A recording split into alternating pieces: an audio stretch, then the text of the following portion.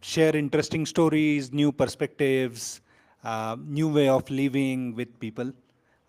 Nomad stands for alternate living, growing together, uh, learning on the go, working remotely. And it's great to have Zubin here with me. Zubin is an old friend. We first met back in 2015 when I was a newbie to the alternate living lifestyle, and Zubin was already, uh, living it. He left his corporate career in Bangalore uh, to move to Himalayas, move to a village not too far from here called Rakkad. Uh, is that was that your first base? Yeah, and that's where we met. Um, I was working remotely and traveling, and I happened to come across a place called Gumakkad in Rakkad, and that's where we met. And we ended up being neighbors for a while, even after that. And I've learned a lot from Zubin, and he's like a philosopher friend. Whenever I'm in trouble, the first call goes to him. Um, so Zubin has an interesting story, but let's bring that story out in the flow of the conversation instead of doing a formal introduction, right? So welcome, Zubin. Um, Thank you so much for so many kind words. You've been very kind with this. And yeah, not really kind. You have been kind to accept the invitation on a short notice to be here. Um, Interesting journey, interesting story. I Let's go back in time.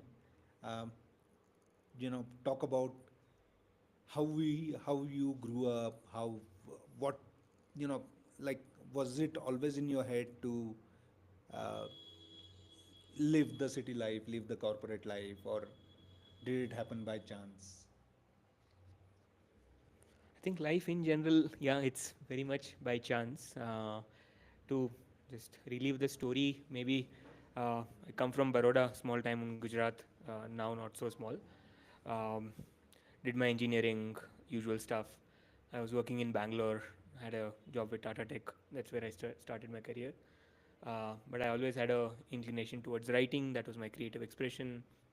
And yeah, I used to run the college annual magazine, things like that. So I was in a way like this was 2008-9, so working with Jam, just another magazine back in the days. I used to uh, be a subscriber. okay, so that's where my writing journey kind of had begun. And yeah, finally year someone was paying to write. That was a big like, wow, okay, this is a possibility. But yeah, I took the Tata job, but continued working Jam. And then Your Story. Your Story, for people who don't know, is now one of the largest portals for startups, entrepreneurs. It's like the TechCrunch of India. So I worked in the corporate just for a year and then switched gears and moved to Your Story. I was a second employee there. I was with Your Story from 2010 to 16, and that was in Bangalore. 2013 is when the Bangalore traffic kind of started getting to me, and I thought, let me go travel for some time. So Dharamshala, 2012 or 13, like the first international film festival. Uh, I think that was I came for it to volunteer there. It was supposed to be a 2 week break, ended up becoming 7 years. Uh, but yeah, I think that opened up a lot of doors, a lot of new avenues in terms of what the possibilities of life can be.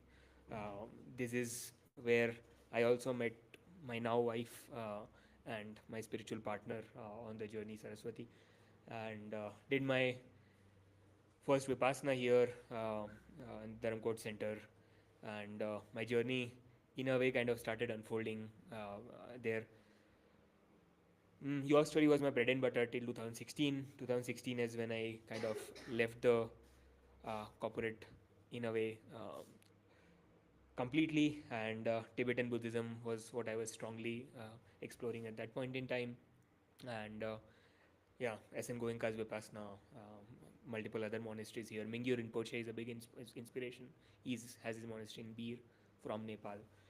But slowly, over course of time, then yeah, the corporate completely just went off, and my dream was to live like a monk, or a beggar monk, to be more specific.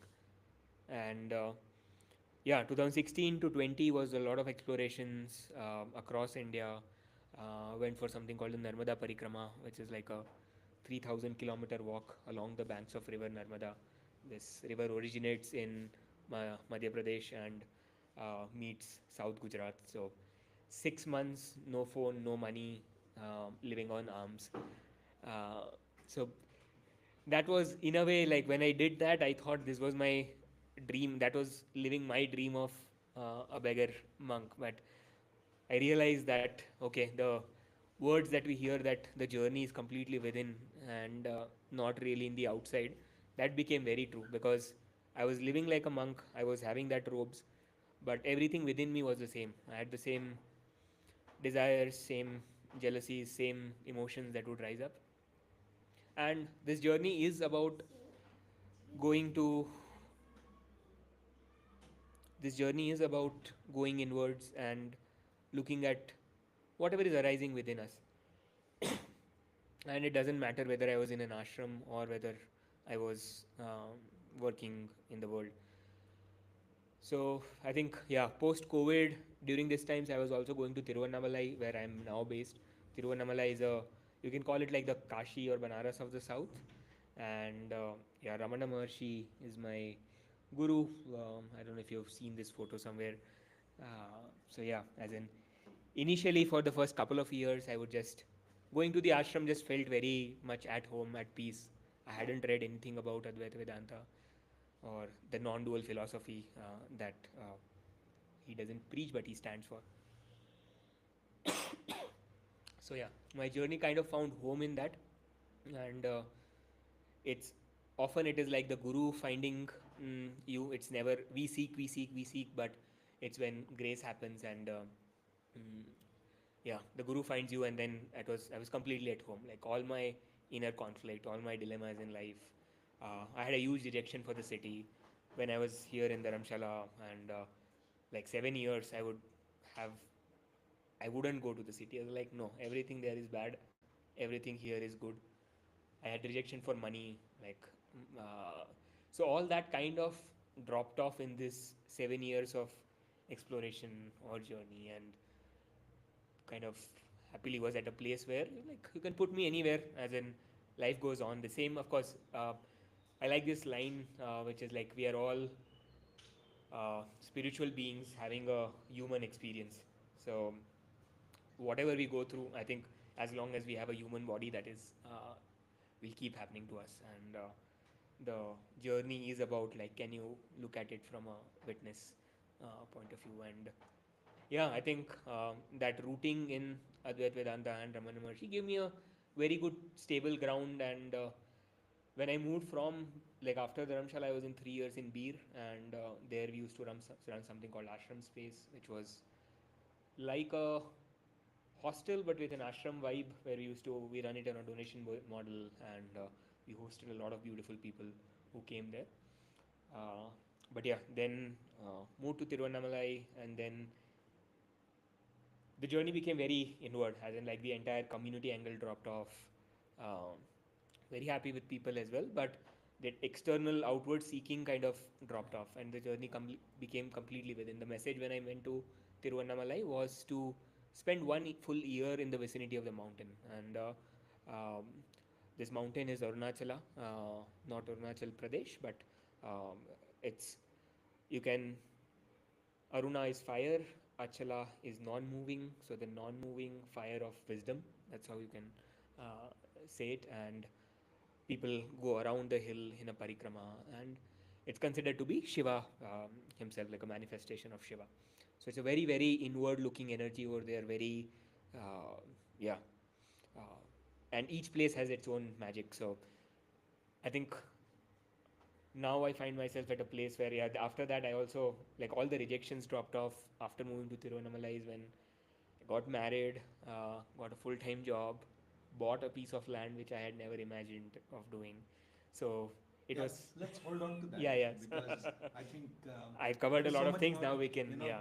uh, I don't think your journey and story is so short.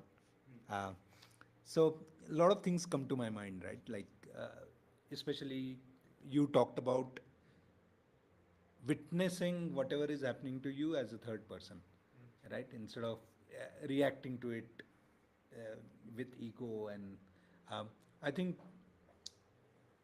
I'm not, as deep in spiritual journey as you are, but Vipassana taught me this, right? Like I started looking at uh, things with a little pinch of salt, right?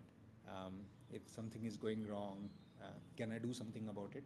No. If I can't do anything about it, um, why am I suffering, right? Why am I giving in to suffering? Rather, suffering will stay. But yeah, yeah. So you know, it's been an interesting journey, right? Leaving Bangalore for traffic. You also talked about the rejection for cities. I I have a strong rejection for cities, but over the time, like last couple of years, I've seen that dropping off. Uh, how did your spiritual journey, you know, help you uh, let go of all those rejections? Is what I want to, you know, understand in deep. Yeah. Hmm. I think the entire spiritual journey is about resolving inner conflicts. Uh, and there is an active part of it, which is the sadhana that we do, whichever tradition we may follow. It may be, I think, when I was here, I think trekking was that for me, as in so much looking within and pushing the body. So, how do you do it? I don't know. As in, I don't have an answer to it. As in terms of, I can only share like I've been like supremely honest with whatever calling was there from within. Like when there was a rejection to the city, I lived that. There was a rejection to the city. I didn't go to the city. I didn't go to any of my friends' wedding that was happening at that time. Everyone was getting married. There was a point in time where I didn't know what to say to my family as well. So I'm the only child again. Come from a conventional Gujarati family. So I think there was a good year, 2 years where there was nothing to talk with my mom as well. She would cry for ends on, and what has happened to this guy? Uh, but the only thing I can say in hindsight that I was being very true to that calling and following that. And over years, I think yeah, it's been a decade of looking within. All of us do that in our own ways. So I think over time that rejection kind of problem when the eye kind of moves from outside to inside, I think that's when the kind of shift happens. And for that, I think if I hadn't moved initially from Bangalore to Himachal, I don't know if it would have been possible. I think it played such a big role where I was in such deep nature, such beautiful nature, that like once that external world became ideal, it was easier to kind of then go within. And yeah, I think that helped a lot in resolving that conflict when that confidence became strong that okay, there is like Advaita Vedanta has this Mahavakya called Jagat Mithya Brahma Satyam. So the world is an illusion, Brahman alone is the truth, or this can be called God, consciousness, awareness, whatever tradition we follow. So that started becoming very real. Like if you look at this, you can like it's touch and feel, but uh, Vedanta says like dreaming state, waking state, and deep sleep state, three different states. But dreaming and waking in a way are the same. Mm, and please cut me if I'm like I'll go in different directions. But so being here again, experimenting with substance also was helpful in that sense. As in, I just had one LSD experience, and then I did a Vipassana, and both the times experiences were in a way similar. Like it alters the mind, it alters your mm, definition of time, all of that. And the more and more you kind of contemplate or stay with yourself, with nature, you see that things around you, like the material world, is not the only world. As in, it is, it the, illusion starts becoming real, and you really kind of question that, okay, yeah, as in this is what everything that we've been told, that yeah, this is the only thing, or this is how you live your life. That's not it. There is a lot of other things to life.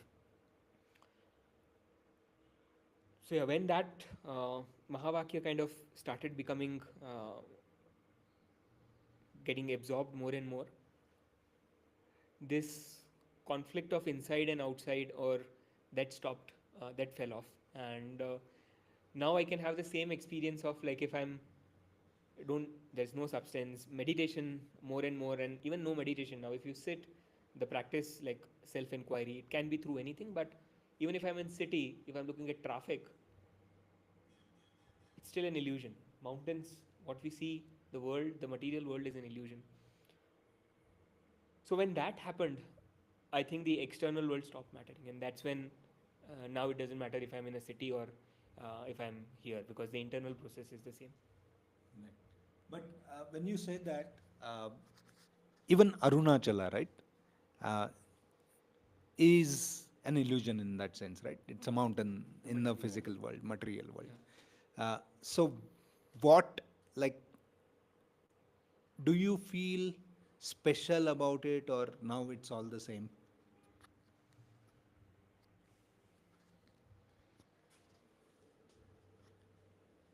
Yeah, I would be lying if I would say if it's all the same, because I still don't live in Bangalore. Uh, I think that teaching is very real, but like each place does have a power of its own. There's no denying that.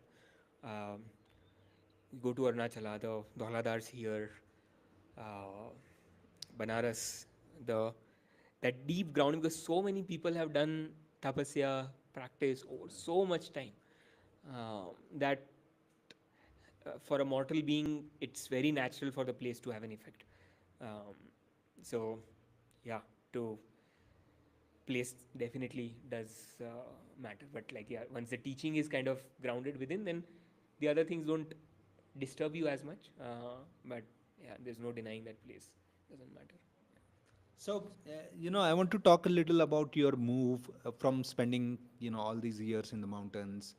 Out of that, 4 5 years, uh, you know, being away from corporate startup world, and then moving back to, you know, back to startup world essentially, right?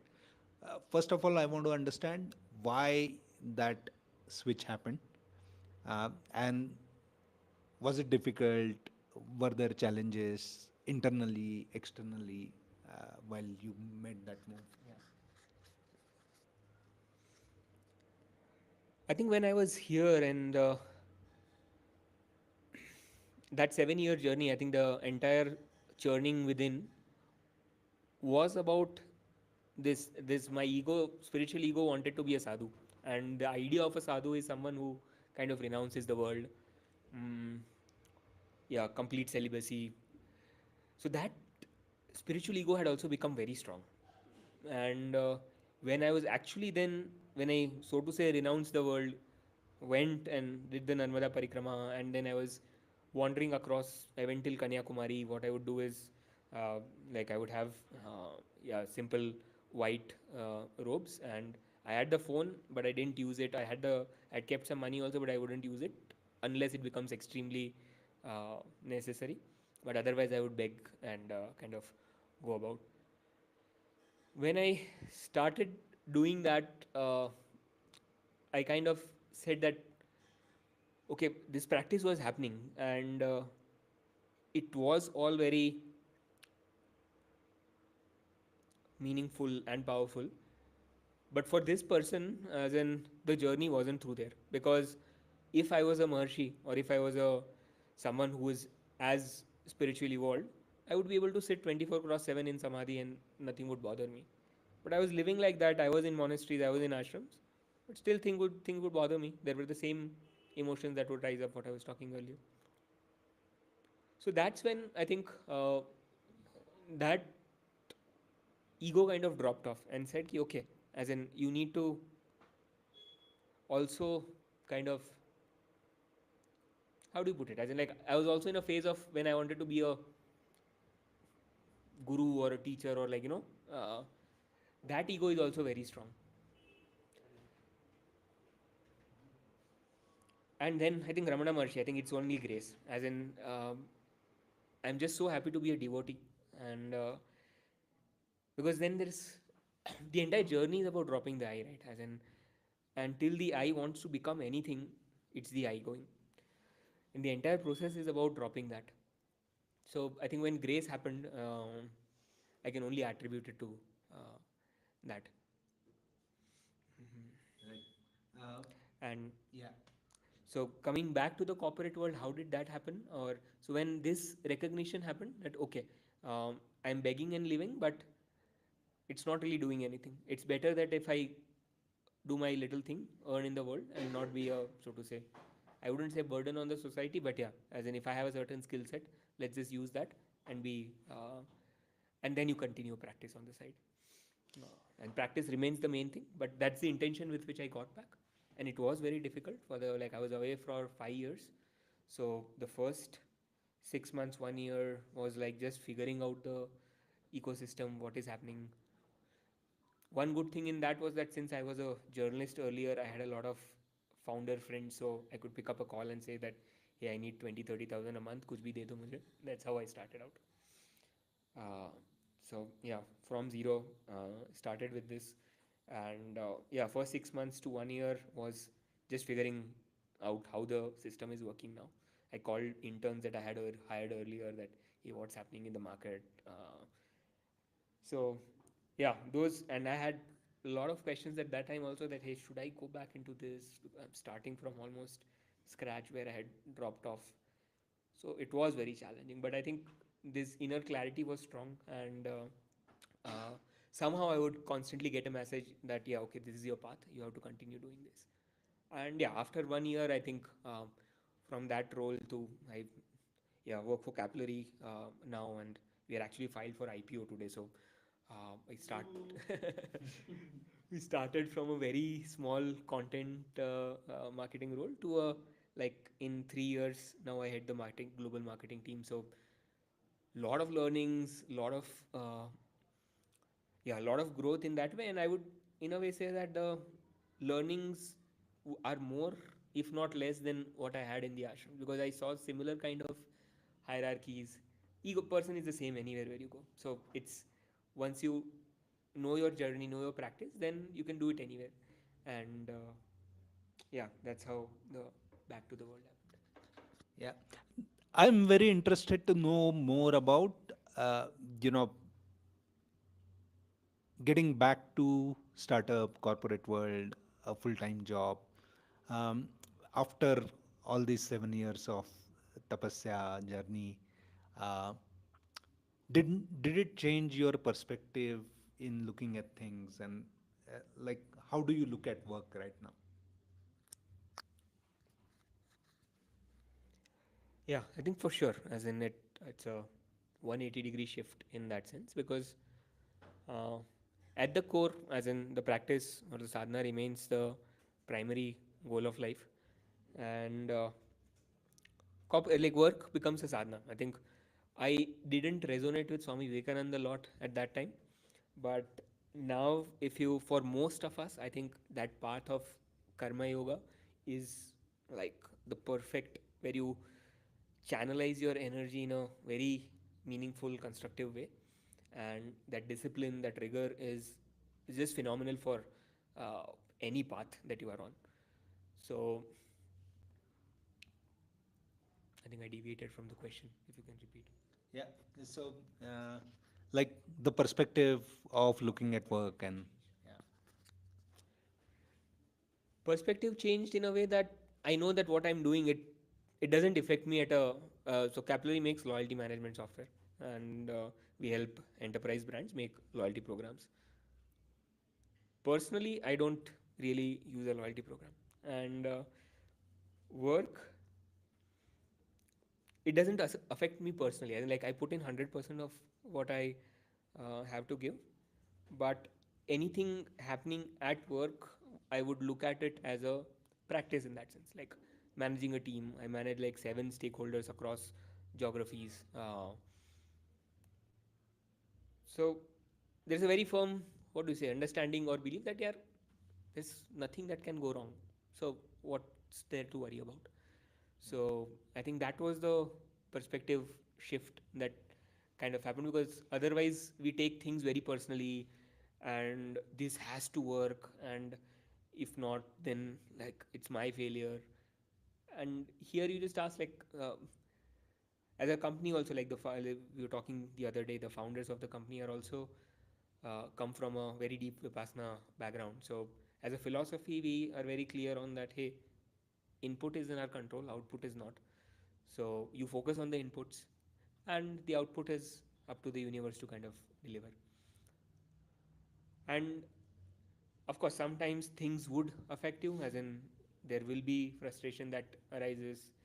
Uh, yeah, if something within your team happens, but at the core, this practice helps that immediately the question will arise that, hey, who is it that is getting affected?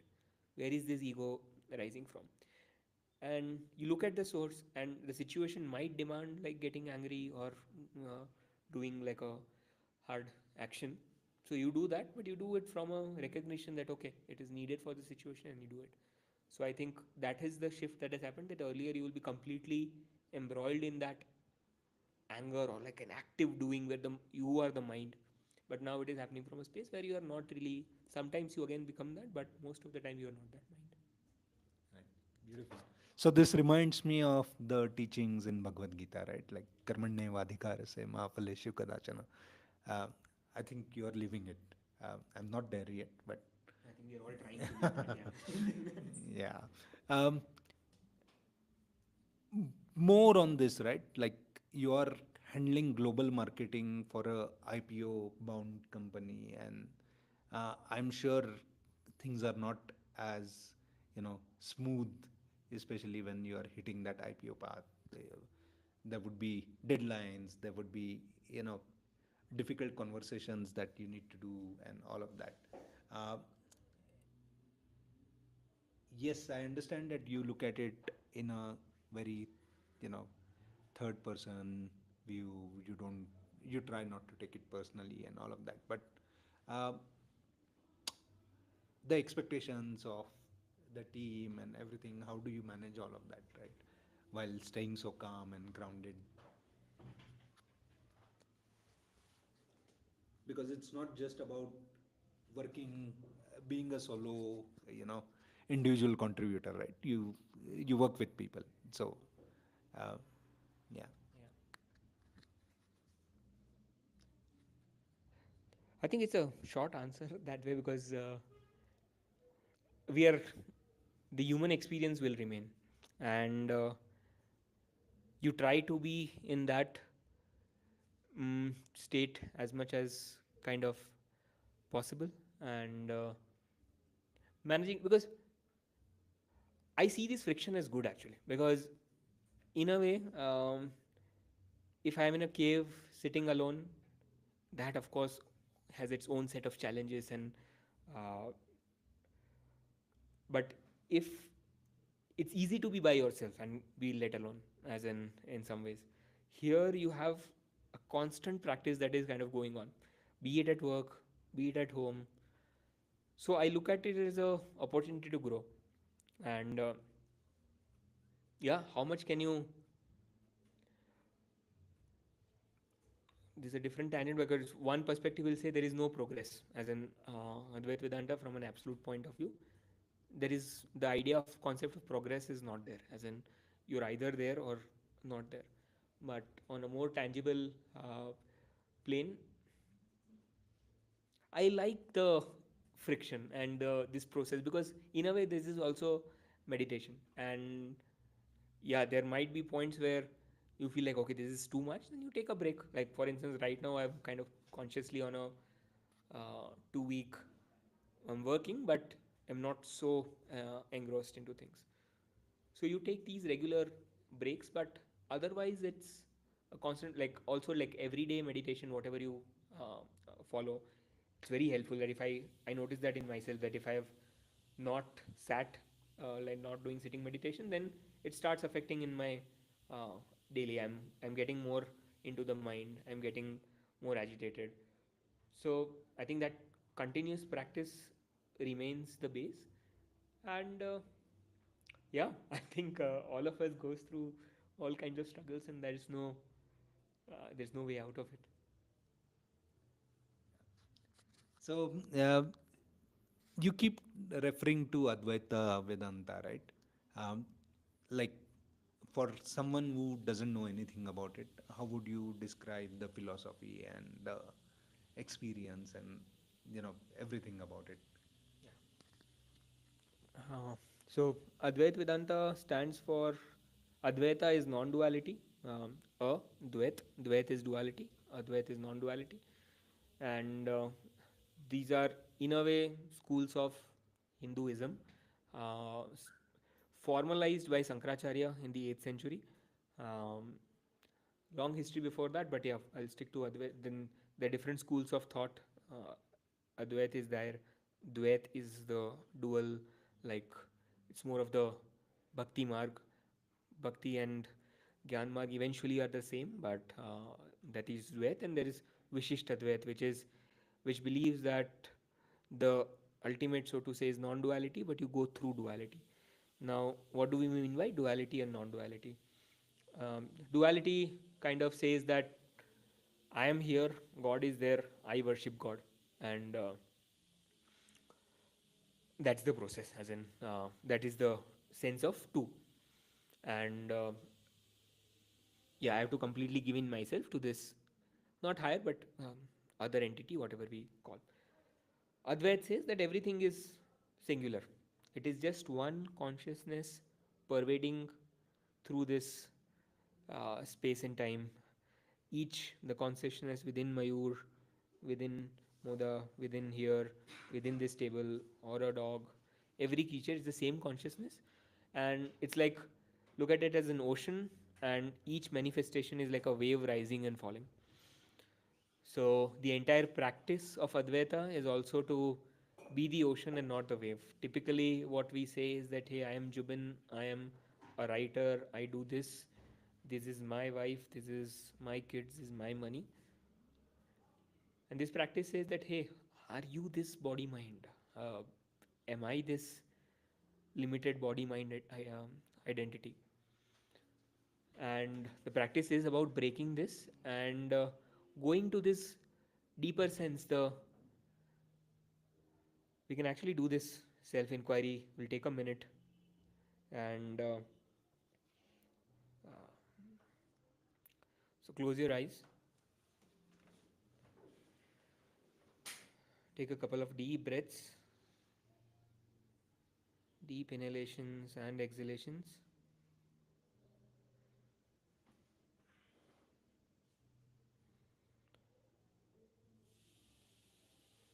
letting all the thoughts subside.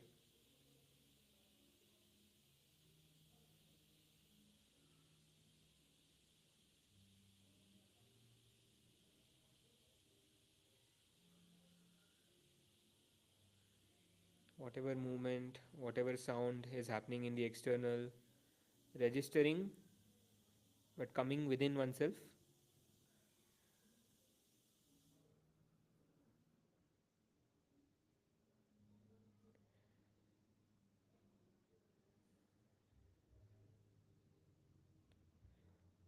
letting the mind rest.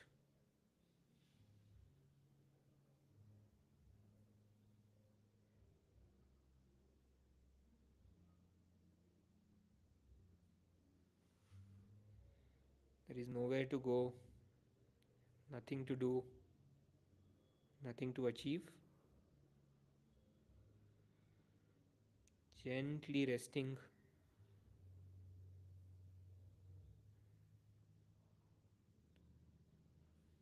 breathing in, breathing out.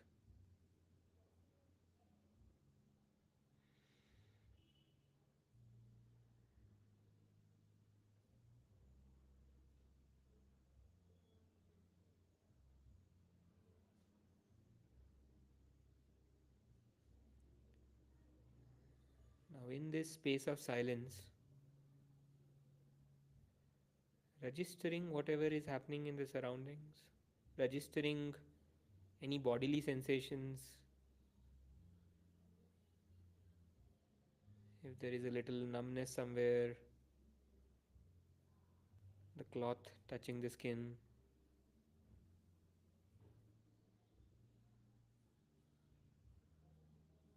anything happening at a bodily level.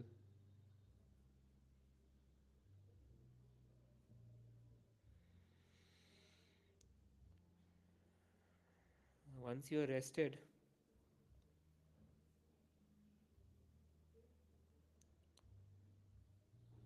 for the next 2 minutes, we'll try and catch this source of thought, source of emotion.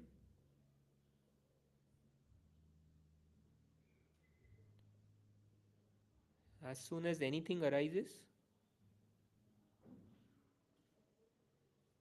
asking, to whom does this arise?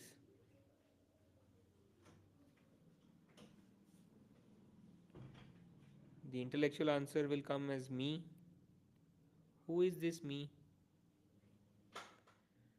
What is this me?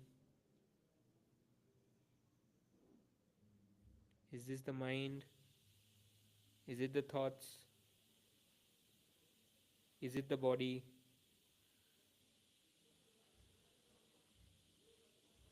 Not trying to intellectually answer, but just going to the source of this I thought.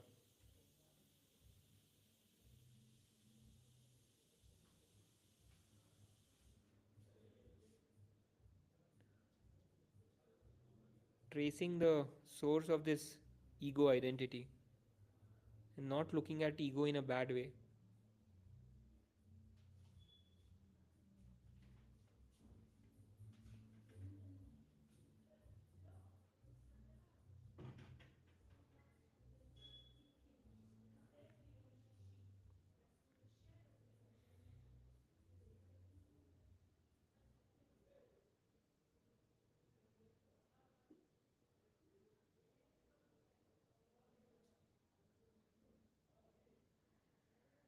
And resting there.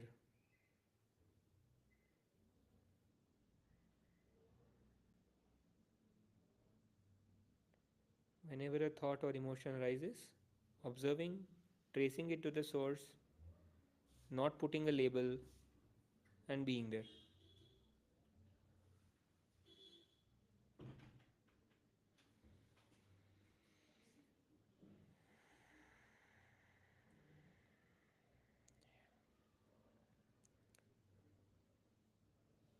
Taking a deep breath, gently opening your eyes,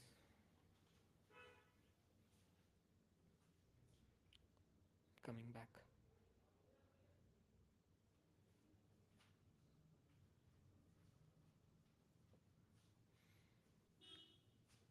So, in a crux, Advaita Vedanta is, if we felt, if we were any close to that sense of I rising and falling, it's,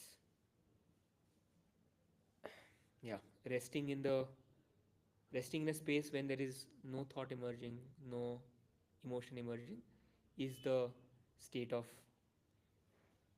you can give it any word, but that's the state of non-duality.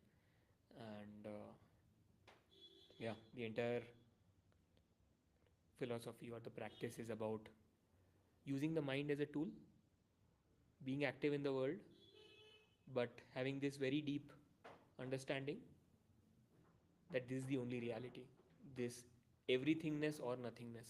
Buddhism kind of calls it shunyata, Advaita Vedanta calls it fullness, purnata. Both same things. Swami Sarva Priyanand beautifully talks about this.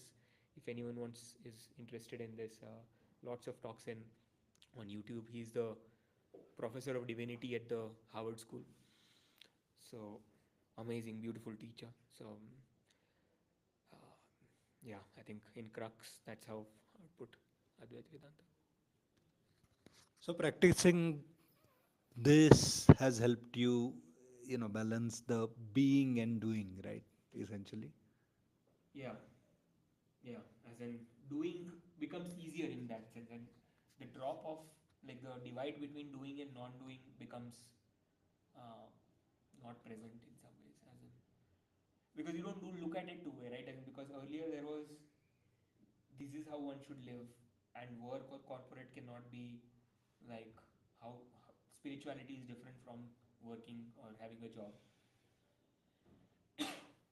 So this philosophy or the way of looking at things made it one for me, that hey, these two are not separate. And I think that's how you pretty aptly put the title of the conversation as corporate spirituality. So and the divide breaks around, like everything is spiritual. It doesn't matter where you are. Beautiful. Any questions, if anyone has, either online or from people sitting here? Uh, Or any sharings, you're like, how do you mm, Look at look it. at this Yeah. dilemmas in life? Or I think keep that because there is another mic for questions.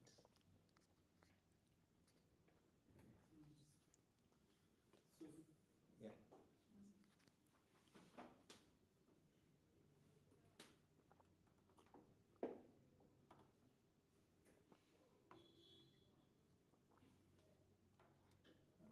I think it's not working. Yeah. I'm not sure. we can just repeat the question maybe, Yeah, yeah. or the sharing. Yeah, so first of all, thanks for organizing this. You and Jubin, I've known Jubin now for now so many years now. I think close to 10 years since we first met, and it's just amazing. So I just want to say it's just amazing to see his full, journey, and uh, just I feel very nice. I feel the whole. I feel very as a Dharamshala based in Dharamshala. I feel that I've seen a guy who's just gone through the complete cycle, and I just want to say all the best, man. Full power to you, and that's just you're just a Thank you, role Prabhu. model. Thank Thank you. you And so much. I would like, what keeps you going, walking? Because for people who, Journey walker. yeah, Prabhu has been here from 15 years, 10 13 years, years, 13 years. and you'll see him walking everywhere. I think he must have walked from Dharamshala till here, Bus to McLeod, I think McLeod. till But like, you are always inspiration in terms of. Uh, You might be anywhere, but he'll be walking there. full power. Thanks. Thank you.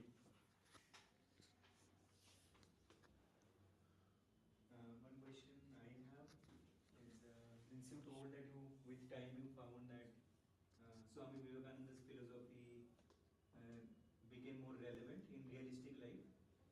I've always like, I belong to Kolkata, so Yeah.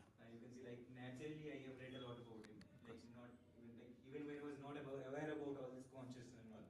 So it because of it's like I probably will have if I go with my random books in while find maybe 20 Swami Vivekananda books randomly in Bengal, Yeah, yeah. any home. So I'm just wondering, I've always wondered because if you have to recommend one book to know Swami Vivekananda in today's age, when we are already like not a random seeker, we know probably what we are seeking, or we'll kind of know that what kind of voyage we want to be in. We need particular book because for these, like, if you want to know Swami Vivekananda or Ramakrishna, there are like hundreds, thousands of books. So any particular book that you would recommend that to understand his philosophy better? First question. And one second question is that in your journey, I really like the idea of Advaita thing. I like the concept of it. Never thought about that. It's very interesting. I'll probably look into it.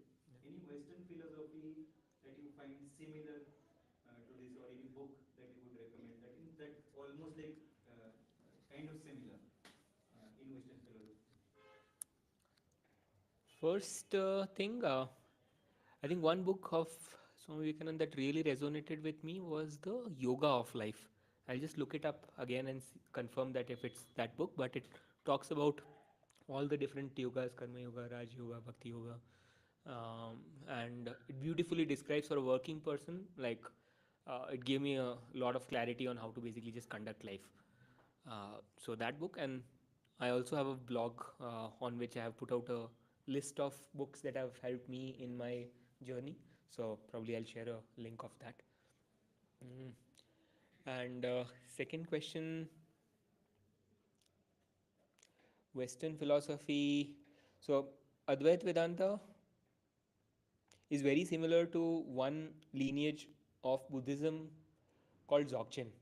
Uh, these are similar, and the Western world, Carl Jung has quoted Ramana Maharshi at a couple of places. So some of Carl Jung's work would refer to this, but this is a much more older and much more. So I have read a lot of Carl Jung to Nietzsche and all the Western philosophers, but I was at one point, like I think while in Himachal, a big nihilism. Like it was like I was kind of. That hit me first. I know. So, but it goes into a negative spiral. It Yeah, that's like a start, and then yeah. it goes. So I would say these guys like Advaita Vedanta, Tibetan Buddhism, it starts where Western philosophy is kind of stagnated or moved on. So I think there are some great books, and one thing that I follow is the Mind and Life Institute, where all the Dalai Lama and the Tibetan Buddhist monks and the Western philosophers, they sit together, come together for 3 days, and then they talk about the parallels in both the worlds. So that's the closest that I've found where a Western philosopher talks about this. And Swami Vivekananda, Sarvapriyanand also has a conversation with a modern day philosopher on this. But yeah, in general, I don't. I think Advaita Vedanta kind of starts where this Western thought ends, Thank you. because it's beyond the mind, no, in a way. And for the because Western philosophy says you think, therefore, therefore I am. I think, hence I am. So that is solidifying the mind so much that I am the mind. That's what it's saying. And here we are saying that okay, our mind is there, use it to the full potential, but you are not really the mind. Thank you. So yeah. I have a question. How do you handle these triggers? Because we've seen both worlds of spirituality and corporate, but there must be certain triggers that you must still be getting. So, how do you handle them? Yeah. I think what Mayur referred to earlier on, that suffering is kind of inevitable. Pain, like whether pain is inevitable, suffering is in your control. So whatever triggers we might have, whatever patterns we might have, that do arise. And I think the practice is what helps you look at it stronger. I see it very consciously that if I'm not practicing, or I'm not having that constant um, practice, then it affects, and then that triggers start affecting more. So I haven't had something which is very deep and which is kind of, but like yeah, if your team doesn't do something, like there is a frustration that will arise, and those things, yeah, there's no, the just the way to handle it becomes uh, much easier, as in it maybe the intensity or that reduces, but yeah, I don't know if that was helpful in any way, but I was trying to know what is the practical process you follow. Like how do practice, I think practice. If you do, you have a uh, any inclination or meditation, or it can be anything like daily walks also. for me Like Mm. Prabhuji. specifically? Yeah. Yeah, is there a ritual practice or something that helps you look within, basically? Uh, I prefer going in silence, being with no one when I get these triggers. Mm. Basically, anger is the major issue is anger. Yeah. Then instead, as a younger person, maybe in my teens or early 20s, I would blast the person.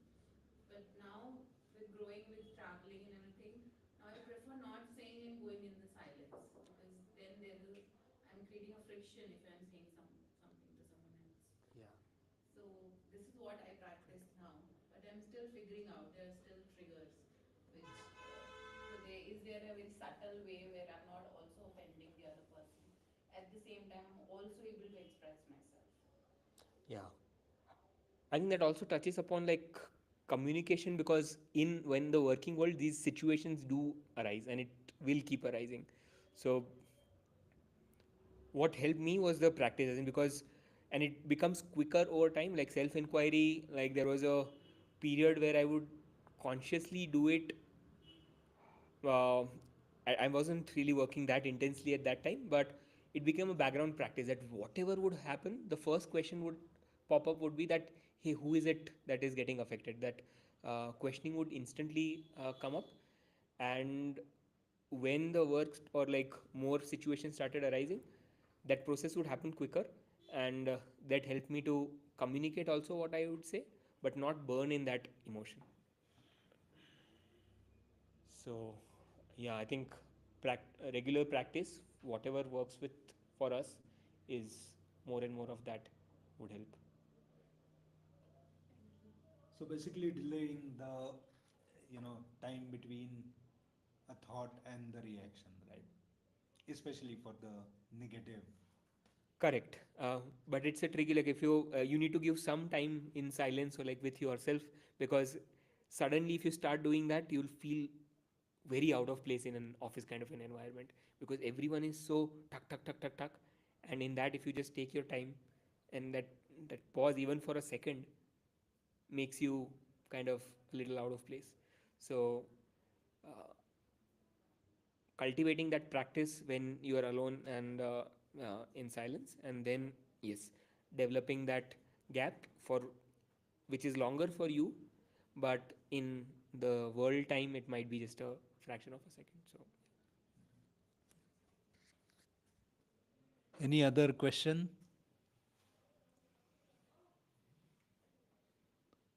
Great. Thank you, Zubin, for coming over, enlightening us, and uh, the journey has been fantastic. As Prabhuji said, I think around the same time, we all met around the same time, and um, I got to spend more time with him because he was a neighbor, and I used to cook breakfast yeah, for we had him. a lot of breakfast together.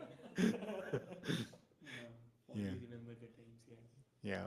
And I think, looking back, that time was also, the Gumakkad time plus uh, sharing the space with people like you really ended up building that idea in my mind about starting Nomad Gao as a community space where belongingness and, meeting interesting people and having slow conversations, living deliberate, slow life sort of emerged. Uh, so thank you all, whoever is joining is in online, for being here. Um, we try to do Nomad Connect every week, where somebody shares skills, journeys, insights, their life story, and today we heard life story, insights, and journey. So thanks, Zubin, Thank you. and yeah. Thanks everyone. Yay.